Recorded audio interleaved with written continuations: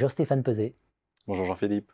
Stéphane Peuzet, vous êtes professeur des universités, Toulouse School of Management, Université Toulouse-Capitole, co-auteur avec Christelle Théron, également Toulouse School of Management, d'un article dans la Revue française de gestion, dossier spécial Anthropocène, Manager sur des lignes de crête, comment les collectifs de salariés engagés pour le climat tentent de transformer leur entreprise de l'intérieur.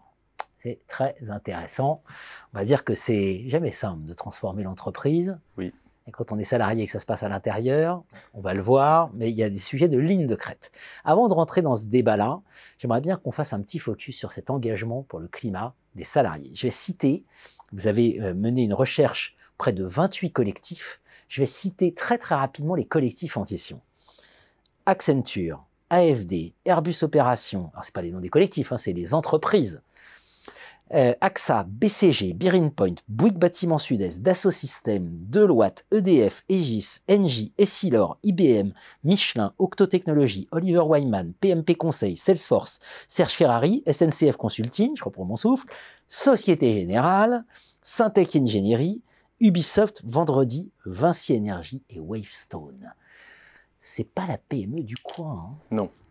C'est pas la PME du coin. Alors, comment Voilà, le premier collectif, j'ai noté 2014 chez Oliver Wyman, puis 2017, et après, c'est l'explosion en termes de collectifs qui peuvent rassembler jusqu'à 800 salariés. Donc, comment... voilà, effet de surprise. Est-ce que ça vous a surpris, d'abord, de découvrir ce monde des collectifs des salariés qui s'engagent pour le climat, et comment on peut le comprendre? Alors, ça nous a surpris, mais c'était une bonne surprise. En réalité, de découvrir la tribune qu'ils ont publiée en 2021 dans les Échos pour se faire connaître. Ouais. C'était vraiment le lancement. C'est là que vous les avez découverts? On les a découverts. Alors, pour la petite histoire, c'est Bertrand Valior, qui est un des éditeurs qui a coordonné le numéro spécial, qui était venu à Toulouse et qui nous a fait découvrir le phénomène. Et tout de suite, on a été interpellés, des gens qui veulent transformer leur entreprise de l'intérieur sans qu'on leur ait rien demandé. C'est intéressant. Donc, en creusant, on a vite trouvé que le phénomène n'était pas isolé. Ça se passe, comme vous l'avez dit, dans des structures qui sont plutôt prestigieuses, hein, donc des grandes entreprises du CAC 40, des grands cabinets de conseil qui sont même surreprésentés dans les 28 collectifs que vous avez cités.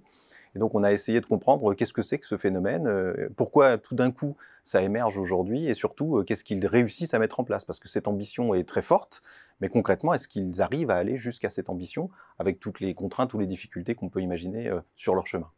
Alors, avant de rentrer dans le cœur de votre thèse, à savoir ces fameuses lignes de crête, ces 4 lignes de crête, on verra ce que vous entendez par ligne de crête. Sous-entendu, à n'importe quel moment, on peut tomber. Voilà, ce sont des positions très inconfortables, les lignes de crête. Vous mobilisez un cadre qu'on voit plus si souvent mobilisé, et ça c'est très intéressant, le cadre de Barthet et Gauchal, en nous disant, il y a people, process, purpose. Et donc, comment les collectifs se positionnent par rapport à ce cadre? Pourquoi vous avez choisi ce cadre? Alors, parce qu'on avait besoin d'organiser la typologie des actions que ces collectifs réussissaient à mettre en place. Et on s'est aperçu que c'est une façon de classifier les actions qui faisait sens et qui permettait de bien comprendre les 3 niveaux sur lesquels ils essayaient d'intervenir. Et ça forme comme une espèce de pyramide avec people vraiment à la base. La majorité des actions qu'ils réussissent à mettre en place sont des actions de sensibilisation à destination du personnel. Souvent d'ailleurs, ils utilisent des outils comme la fresque du climat ou ils organisent des événements dans le cadre de journées, type journée de la planète ou autre semaine européenne par exemple du développement durable. Donc c'est vraiment la base, sur la base de laquelle ils construisent le deuxième niveau que vous avez rappelé, donc plutôt process. Et là, on a vu des actions se mettre en place qui sont un peu moins nombreuses, mais parce qu'elles sont un peu plus difficiles, où les collectifs vont aller discuter avec des services fonctionnels dans l'entreprise. Alors ça peut être la responsabilité sociétale de l'entreprise, la direction numérique, les ressources humaines, les services généraux, etc. Et il s'agit d'essayer de transformer les processus. Et donc, dans les processus qu'on peut signaler, hein, il y a aussi une politique mobilité qui serait un peu différente. Donc, par exemple, prendre l'avion un peu moins souvent, privilégier la visioconférence ou le train, avec des règles de l'organisation qui vont venir s'imposer aux individus. C'est plus le choix individuel, cette fois l'organisation qui change sa manière de concevoir la mobilité. Mais ça peut être aussi, avec la direction des systèmes d'information, trouver un moyen de prolonger la durée de vie des équipements ou de réduire la pollution numérique. Et le dernier, donc le dernier étage de la pyramide, et ça ressemble aussi à voilà, le chapeau. Mais alors, le dernier étage, c'est Purpose, Vision, c'est-à-dire on va essayer de travailler sur le business model de l'entreprise, sur sa stratégie. Et là, ces collectifs ont un peu plus de difficultés à avoir une longue liste d'actions en la matière. C'est normal parce que c'est le domaine réservé de la direction. C'est là où on va toucher au cœur de métier, donc c'est plus difficile d'aller jusque-là. Et vous l'avez rappelé, les collectifs sont assez jeunes encore, mais néanmoins, ils adressent à la direction un signal clair au travers de lettres, signées souvent par un grand nombre de salariés, des manifestes. Ils constituent un pool de salariés qui s'identifie, qui est identifié en tout cas assez vite comme étant sachant sur les questions socio-écologiques. Donc la direction peut aussi les solliciter, le cas échéant, pour les faire participer à des réflexions. Par exemple, plan de sobriété, comment vous voyez les choses, vous connaissez bien l'entreprise, vous êtes sensible à ces enjeux, aidez-nous à réfléchir, en plus de ce qu'on fait déjà avec les spécialistes RSE, par exemple. Et puis, il peut se créer comme ça des relations plus ou moins régulières avec la direction, et à terme, potentiellement, amener la direction à prendre des décisions qui soient plus en faveur de l'intégration des enjeux socio-écologiques dans le cœur de métier des activités de l'entreprise.